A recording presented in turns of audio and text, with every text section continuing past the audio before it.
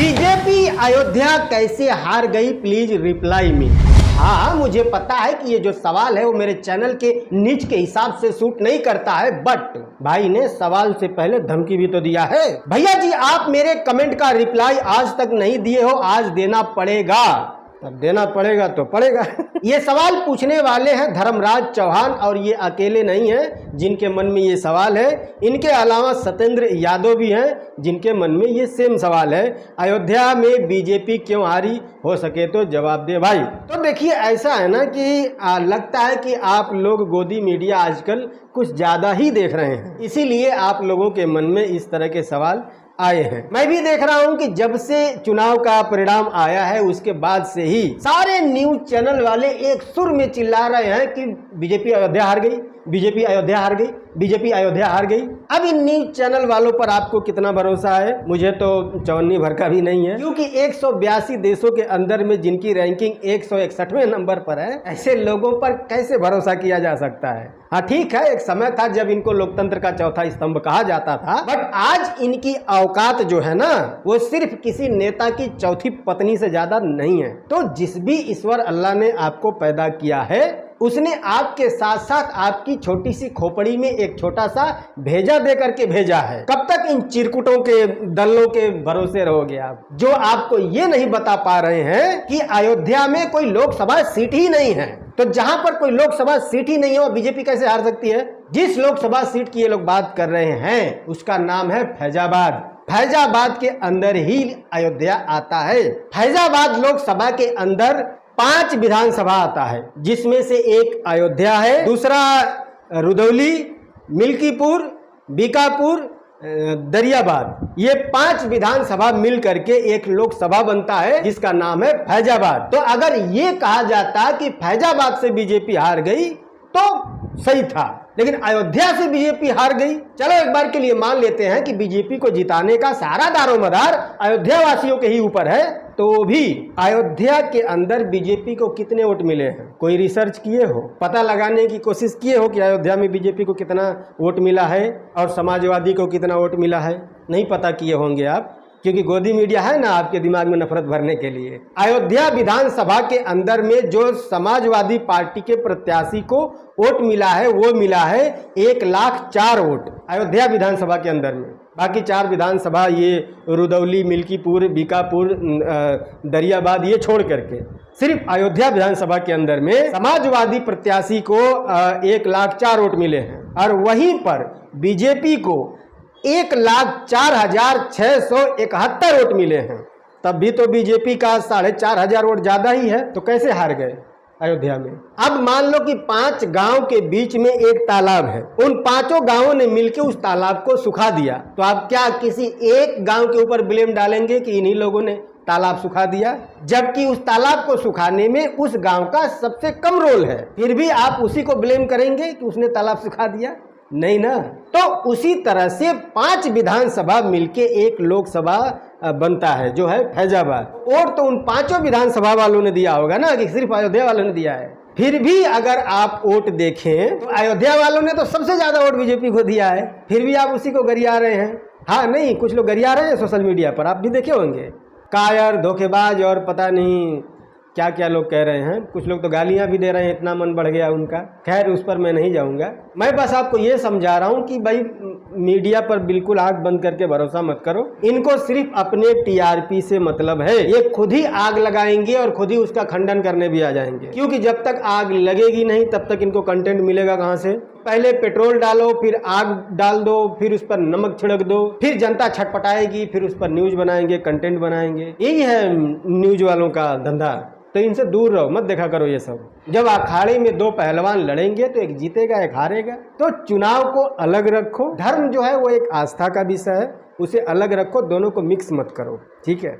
खैर, अगला जो सवाल है लिखने वाले हैं विशाल रजक शायद यही नाम है, कुछ गलती हो तो अमरेली सॉरी। लिखते हैं, एक ही सवाल है, यूपी बिहार की जनता नचनिया बजनिया को सत्ता में बैठाए है, सोचता है बिहार यूपी का डेवलपमेंट होगा, जो औरतों का इज्जत तक नहीं करना जानते हैं, ना पढ़ा लिखा है, तो क्या ये पॉसिबल है? आपके पास जवाब है तो दीजिएगा। तो भाई देखो, पहली बात तो ये है कि किसी का जो प्रोफेशन होता है ना, वो उसकी रोजी रोटी का जरिया होता है। नाच गाना भी एक रोजी रोटी का जरिया है, और नाच गाना करने वाले भी मेहनत करते हैं, हराम का तो नहीं कमाते ना। कभी नाच के देखो रात भर, समझ में आ जाए। तो जो संवैधानिक रूप से लीगल है, नाच गाना हमारे देश में लीगल है, इलीगल तो है ही नहीं। तो जो प्रोफेशन संवैधानिक रूप से लीगल है, उससे घृणा करना बहुत घृणात्मक है, पहली बात तो। हाँ ठीक है, आप नचनिया को नचनिया बोल सकते हैं, इसमें कोई दिक्कत नहीं है भाई, जो प्रोफेशन है वो है। नचनिया को नचनिया नहीं बोले तो क्या राष्ट्रपति बोले? नहीं ना, इसमें कोई दिक्कत नहीं है, आप नचनिया को बिल्कुल नचनिया बोल सकते हैं। बट उसके प्रोफेशन से घृणा करना, ये घृणात्मक है। और संविधान में ये कहीं नहीं लिखा है कि जो नचनिया बजनिया हो उसको आप वोट न दें या उसको आप न चुनें, या वो चुनाव नहीं लड़ सकता। बिल्कुल लड़ सकता है, वो देश का एक नागरिक है, और वो नाच गा रहा है तो कोई गलत काम नहीं कर रहा है, ना आस्तिक रूप से और ना ही कानूनी रूप से। नृत्य तो एक कला है भाई, हमारे देश का कल्चर है, और अपने कल्चर से क्यों घृणा करना। हाँ, दूसरी बात जो आपने कही है पढ़ाई लिखाई वाली, तो यस बिल्कुल मैं इस बात का समर्थन करता हूँ कि पॉलिटिक्स में भी जो भी आ रहा है, जो चुनाव लड़ रहा है, इसमें भी क्वालिफिकेशन की रिक्वायरमेंट होनी चाहिए, बिल्कुल होनी चाहिए। जब एक क्लर्क की नौकरी के लिए दुनिया भर के टेस्ट लेते हो, दुनिया भर की डिग्रियां मांगते हो, तो फिर एक देश चलाने के लिए जो आ रहा है उसकी डिग्री क्यों नहीं देखी जाए भाई? बिल्कुल देखी जानी चाहिए। कितना तक पढ़ा है, कितना दिमाग है उसके पास, कितना जीनियस है, क्या कर सकता है, बैल बुद्धि है या कुछ बुद्धि भी है उसके पास, होनी चाहिए। इन सब की जांच होनी चाहिए, बिल्कुल टेस्ट होना चाहिए। पॉलिटिक्स में भी एजुकेशन की रिक्वायरमेंट होनी चाहिए, बिल्कुल होनी चाहिए, क्यों नहीं होनी चाहिए। कोई भी आयला बैला आके बैठ जा रहा है, समझ में उसको कुछ नहीं आ रहा है, पूछ लो कि भैया जीतने के बाद क्या करोगे, पता नहीं है। विकास करोगे तो विकास के लिए क्या काम करोगे? मोदी जी करेंगे, तुम का आलू छीलने के लिए चुनाव लड़ रहे हो? सब मोदी जी करेंगे। तो कुल मिला के बात यह है कि दूसरी बात जो आपने पढ़ाई लिखाई वाली करी है, बहुत अच्छी करी है, इसका मैं समर्थन करता हूँ। लेकिन हाँ, सिर्फ इसको नचनियों तक लिमिट करना, ये इसका समर्थन नहीं करता मैं। जितने भी लोग पॉलिटिक्स में आए, सबके लिए ये रिक्वायरमेंट होनी चाहिए, भैया कम से कम इतना पढ़ा लिखा तो होना चाहिए, तभी आप पर्चा भर सकते हो, अन्यथा निकल उड़े। खैर, अगला जो सवाल है लिखने वाले हैं एमडी सकीम से। लिखते हैं, छोटे गायकार को क्यों नहीं सपोर्ट करते हैं? यही सेम सवाल आपने कभी छोटे गायकारों से पूछा है कि आप झंड जी को सपोर्ट क्यों नहीं करते हैं? ताली एक हाथ से नहीं न बजती है। जब वो छोटा गायकार मुझे सपोर्ट नहीं करता तो मैं उसको सपोर्ट क्यों करूं? दादा का नौकर हूं मैं। अगला सवाल सत्या आनंद लिखते हैं, क्या पवन सिंह अपना पार्टी बना पाएंगे? हाँ, बना पाएंगे? झंड जी बनाएंगे तो कैसे, क्या करेंगे, थोड़ा विस्तार में समझाएं। तो भैया बना पाएंगे, इस तरह का सवाल तो थोड़ा कैजुअल है, क्योंकि अपना जो देश है एक लोकतांत्रिक देश है, और जो इंसान अपने देश का नागरिक है उन सबको अधिकार है कि वो अपना पार्टी बना सकता है। तो पवन सिंह भी भारत के नागरिक हैं, वो बिल्कुल पार्टी बना सकते हैं। आपका सवाल ये होना चाहिए कि क्या वो बनाएंगे या नहीं बनाएंगे। तो भाई मीडिया में अफवाहें तो है कि वो बनाएंगे, किसी ने तो नाम भी रिवील कर रखा है, पता नहीं कौन सी समाज पार्टी, क्या था, सर्व समाज पार्टी ऐसा कुछ। तो ये अफवाह है, और ये अफवाह कब सच हो जाए कुछ नहीं कहा जा सकता। ठीक है, फिलहाल ज़्यादा कुछ नहीं बता सकते, जो होगा सामने आएगा, देख लीजिएगा। अगला सवाल लिखने वाले हैं विश्वजीत उपाध्याय सनातनी। लिखते हैं, झंड जी आप अमित परिमल और हर्ष राजपूत के वीडियो को रोस्ट क्यों नहीं करते हैं? क्या आप डरते हैं संतोष रेणु और राजन सिंह मुकुट को रोस्ट करने में? यस, बिल्कुल डरता हूं। मैं इनका रोस्ट करूं और इन लोगों ने मेरे चैनल पे स्ट्राइक मार दिया तो भाई डर लाजिमी भी है, जो है वो मैं बोल देता हूं भाई, शर्माने वाली क्या बात है, डरता हूं मैं। खैर, अगला जो सवाल है लिखने वाले हैं पंडित अवध धाम नगरी। ये लिखा हुआ है, पता नहीं ये इनका नाम है या किसी जगह का नाम है, नहीं पता। लिखते हैं, चुनाव के बाद पवन सिंह का वो पुराना माहौल, ट्रेंडिंग पावर कुछ कम हो जाएगी क्या भैया? मुझे तो ऐसा ही लगता है, बट मैं उनकी बुराई नहीं कर रहा हूँ, प्लीज़ जवाब ज़रूर देना। तो नहीं, बिल्कुल नहीं, बिल्कुल कम नहीं होगा। हाँ, एक चीज़ है कि कोई इस वक्त वो कोई छोटा मोटा गाना रिलीज न करें, ज़बरदस्त बदनामी हो जाएगी उनकी कि वहाँ से तो गए, यहाँ से भी निकल लिए। तो ऐसा बिल्कुल गलती ना करें, समय ले लें, 1 महीना लग जाए, नो प्रॉब्लम, लेकिन जब भी लाएं बड़ा गाना लाएं। और गाना रिलीज करने के 2-3 दिन पहले बताए लोगों को कि हाँ हमारा गाना आ रहा है, हमारा गाना आ रहा है, पोस्ट करें और बड़ा गाना लेके आएँ। चलेगा? क्यों चलेगा? क्योंकि आज सभी जानना चाहते हैं कि पवन सिंह कहाँ हैं, अभी क्या कर रहे हैं, डिप्रेशन से बाहर आए कि नहीं आए। तो ऐसे में जब भी उनका पहला गाना आएगा लोग उनके देखने के लिए व्याकुल होंगे और गाना चलेगा। हाँ, छोटा मोटा गाना अगर उन्होंने लेके आया तो फिर मज़ा नहीं आएगा। ठीक है, खैर अगला जो सवाल है लिखने वाले हैं रितेश राज, लिखते हैं सवाल के जवाब बाद में दिया, पहले ही बताव कि तोहार रोस्ट वीडियो काहे नइखे आवत, मर्दवा बहुत दिन से इंतजार करत आनी, छोड़ देला का? ना भैया छोड़ लेना है बाटी, बहुत जल्दी आई। बात यह है कि लइकन के थोड़ा छुट्टी उट्टी रहला स्कूल के, तो हम सोचें थोड़ा घुमा फिरा दिया जा, तो इस सब में थोड़ा बिजी बाणी। जब उनके स्कूल खुल जाई फिर उस अपने अपने स्कूले चल जाइए और हम फ्री हो जा, ओकर बाद दाए धनादन वीडियो आई। ठीक बा। खैर अगला जो सवाल है लिखने वाले हैं आकाश निराला, लिखते हैं झंड जी को नमस्कार। नमस्कार ब्रदर। मेरे ख्याल से भोजपुरी का नेचुरल एक्टर दिनेश लाल यादव निरहुआ है, जो कि सोच समझ में भी ठीक है, किसी से ज़्यादा कभी विवाद में नहीं रहता। मेरे हिसाब से उनको पॉलिटिक्स में नहीं जाना चाहिए, उनको भोजपुरी फिल्म इंडस्ट्रीज़ को संभाल के रखना चाहिए। बाकी आपका क्या राय है? तो देखो, जितनी भी बातें आपने इसमें लिखी है इसमें से सिर्फ 2 ही बातें सही है। पहला ये कि निरहुआ एक्टर अच्छा है और दूसरी बात ये कि वो ज़्यादा विवाद में नहीं रहते हैं। यही 2 बातें सही है। बाकी ये कि उनको पॉलिटिक्स में नहीं जाना चाहिए, ये उनकी अपनी मर्जी है, हम कोई नहीं होते उनको ये बोलने वाले कि जाएं या ना जाएं। दूसरी बात ये है कि भोजपुरी को संभाले रखेंगे तो थोड़ा सा अगर आप इतिहास पलटेंगे तो आपको पता चलेगा कि इन्हीं लोगों के आने के बाद से ही भोजपुरी की दुर्गति हुई है। तो ये लोग क्या ही संभालेंगे। जितनी भी आजकल इनकी फिल्में आ रही हैं दिनेश लाल यादव निरहुआ की, पता नहीं कौन से गोंद से अमरपाली से चिपके हुए हैं कि छोड़ने का नाम ही नहीं ले रहे हैं। हर फिल्म में वही अमरपाली। हाँ, अमरपाली के साथ उनका कोई आपसी रिश्ता है तो भाई ठीक है, रखे, नो प्रॉब्लम, संवैधानिक राइट है उनको, बट कम से कम पर्दे पर तो कुछ नया करें भाई। वहाँ तो कुछ अलग हीरोइनों को लेकर आए, कुछ अलग फिल्म बनाएं, तब तो हम माने कि हाँ भैया कि चलो कुछ बढ़िया कर रहे हैं। खैर अगला जो सवाल है लिखने वाले हैं वैद्यनाथ सत्य पाठक, लिखते हैं सुनने में आ रहा है कि आप पवन सिंह जी के पार्टी से चुनाव लड़ रहे हैं, अगर हाँ तो आप कहाँ से लड़ सकते हैं? जहाँ से टिकट मिलेगा वहाँ से लड़ लेंगे, फिलहाल पार्टी बनने तो दो। खैर अगला जो सवाल है लिखने वाले हैं सुरेंद्र कुमार, लिखते हैं झंड जी नमस्कार, आजकल भोजपुरी फिल्म सिनेमा हॉल में कम और टीवी पर ज़्यादा आ रहा है, कारण बताओ। कारण यही है कि सिनेमा हॉल में भोजपुरी फिल्में नहीं चल रही हैं, 10-10 करोड़ की फिल्में बन रही हैं और एक हफ्ते में 1 करोड़ भी नहीं कमा पा रही हैं, तो इससे प्रोड्यूसरों का नुकसान होता है ना, तो कोई क्यों लगाएगा। टीवी पर क्या है, इस हाथ से दो और इस हाथ से पैसे ले लो, चले या ना चले काम खत्म।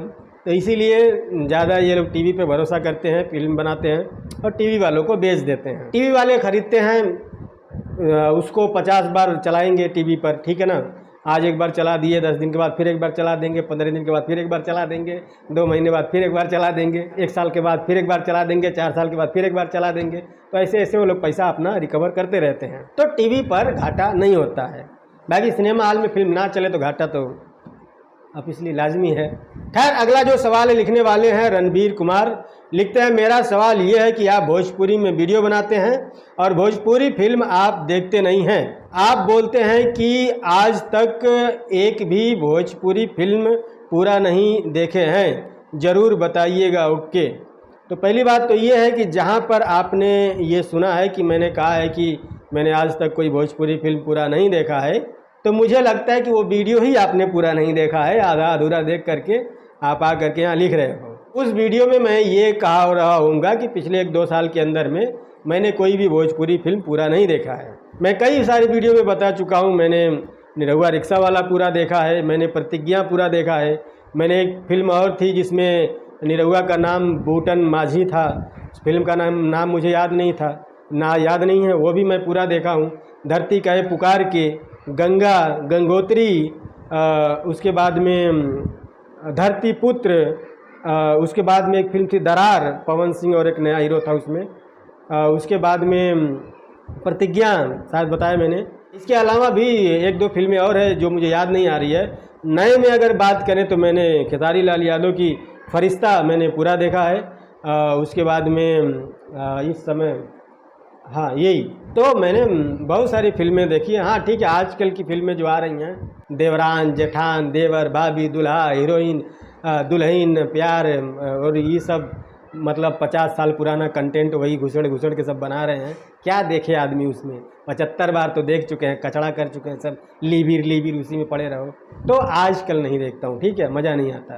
खैर अगला जो सवाल है लिखने वाले हैं रणबीर यादव, लिखते हैं मेरा सवाल ये है कि जब मैं उदास होता हूँ तो आपका वीडियो देख लेता हूँ, खुश हो जाता हूँ।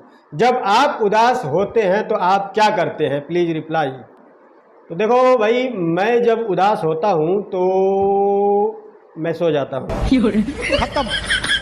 अगला जो सवाल है लिखने वाले हैं यूजर, नाम नहीं है इनका, लिखते हैं ये सवाल का जवाब जरूर देना प्लीज़। बिहार यूपी में सरकार फैक्ट्री कोई नहीं लगाता है, क्या है कारण? गुजरात में लगाता है लेकिन बिहार में नहीं, क्या है कारण? तो भाई देखो, छोटे मोटे बहुत सारे कारण हैं। संक्षेप में अगर आपको मैं बताऊं तो 2 दिन लग जाएंगे। मोटा मोटी आप समझ लीजिए कि बात यह है कि ऐसी कोई भी फैक्ट्री जिसमें कोई खतरनाक टाइप का केमिकल यूज होता है या बनता है, ऐसी कोई भी फैक्ट्री किसी उपजाऊ ज़मीन पर लगाने अलाउड नहीं है। और यूपी बिहार में जो ज़मीनें हैं वो ज़्यादा उपजाऊ हैं, खेती के लिए वो ज़मीनें हैं, इसलिए वहाँ पर फैक्ट्री कम लगाई जाती है ताकि ज़मीनों का कम नुकसान हो, ज़मीनें कम बंजर हो। क्योंकि किसी भी टाइप का केमिकल बनाने वाली कंपनी या केमिकल यूज़ करने वाली कंपनी या प्रदूषित गैस छोड़ने वाली कंपनी या ज़्यादा धुआं छोड़ने वाली कंपनी या गंदा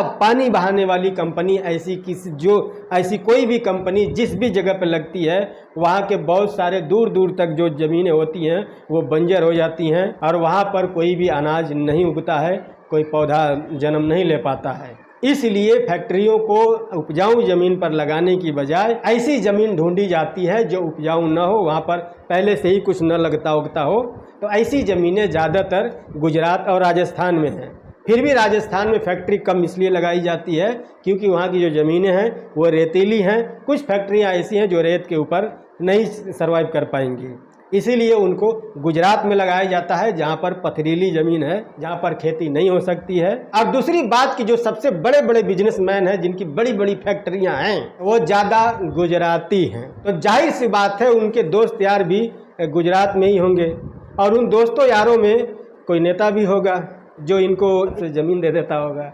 मतलब ज़्यादा खुल के नहीं बोलेंगे भैया, डर लगता है। लेकिन जब अडानी ने अपनी जमीन खरीदी पोर्ट बनाने के लिए तो उन्हें ये जमीन मिली सिर्फ 32 रुपए पर स्क्वायर मीटर में, और ये मैक्सिमम था। कुछ जगहों पर इस जमीन का प्राइस 1 रुपए पर स्क्वायर मीटर तक था। ये मैं अपने मन से बनाकर नहीं बोल रहा हूँ, 26 अप्रैल 2014 का बिजनेस स्टैंडर्ड का आर्टिकल है, हेडलाइन पढ़ सकते हो। Adani group got land at cheapest rates इन मोदीज गुजरात। तो आरोप यहाँ पर ये कि जमीन घोटाला हुआ। तो उस हिसाब से गुजरात में फैक्ट्रियां ज्यादा लगती हैं, ठीक है। अगला जो सवाल है लिखने वाले हैं रमजानम राज ऑफिशियल, यही नाम है ना, खैर कुछ गलती हो तो अमरेली सॉरी। लिखते हैं झंड जी एक बात बताओ, ये भोजपुरी वाले फिल्म की कमाई क्यों नहीं बताते हैं? भांडा फूट जाएगा ना कि 10 करोड़ लगा के फिल्म बनाए और 1 करोड़ भी नहीं कमा पाए तो बेइज्जती हो जाएगी ना, स्टारडम की फिर नैया मैया हो जाएगी, तो इस वजह से नहीं बताया जाता है। खैर अगला जो सवाल है लिखने वाले हैं आकाश यादव, लिखते हैं भैया जी क्या आप अब भोजपुरी में रिव्यू नहीं देंगे क्या? मैं भोजपुरी में रिव्यू देता भी नहीं हूँ, मैं तो हिंदी बोलता हूँ।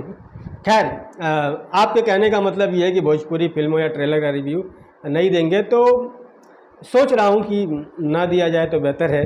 वीडियो बनाएंगे ऐसी बात नहीं है, बट नॉर्मल वीडियो बनाएंगे, अपडेट देंगे कि हाँ ये आने वाला है, ये आ रहा है, वो आ रहा है। रिव्यू वहाँ करना चाहिए जहाँ लोगों को रिव्यू का मतलब पता हो। यहाँ पर किसी को नहीं पता है रिव्यू का मतलब, पता नहीं लोग वीडियो देखते भी हैं या नहीं देखते हैं। जैसे ही वीडियो अपलोड करो 1 सेकंड में फलाने भैया जिंदाबाद, धमाके भैया जिंदाबाद, बस काम खत्म। अब फायदा क्या है भैंस के आगे बीन बजाने का। बाकी जिनके कंटेंट के बारे में बात करो उन्हें भी बुरा लग जाता है, वो चाहते हैं कि आप जो कुछ भी बोलो वो सब मेरे हिसाब से बोलो जो मैं चाहूँ। तो भैया मैं आज़ाद रह सकूँ इसलिए मैं यूट्यूब पे आया हूँ, मुझे गुलामी पसंद नहीं है। सो आपका कंटेंट आपको मुबारक हो। खैर अगला जो सवाल है, ओके ख़त्म हो गया। तो बस आज के लिए इतना ही। वीडियो अगर आपको पसंद आया तो प्लीज़ लाइक करना, और पसंद नहीं आया हो तो कमेंट में जाकर के लिखना क्या पसंद नहीं आया। कोई बातचीत करनी है तो डिस्क्रिप्शन में मेरे इंस्टाग्राम का लिंक मिल जाएगा, आइए मैसेज कीजिए। मिलते हैं अगली वीडियो में, तब तक के लिए बाय।